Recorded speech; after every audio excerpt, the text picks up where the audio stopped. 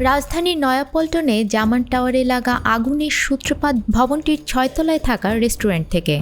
ভবনটিতে fire safety ছিল, তবে সেগুলো প্রত্যেকটি সঠিকভাবে কাজ করেনি বলে জানিয়েছে ফায়ার সার্ভিস।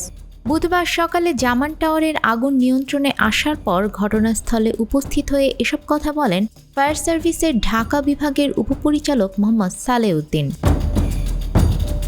তিনি বলেন, ভেন্টিলেশনের সমস্যার কারণে ৭, ৮, ৯ ও ১০ তলার মধ্যে আগুন ও ধোঁয়া ছড়িয়ে পড়েছিল।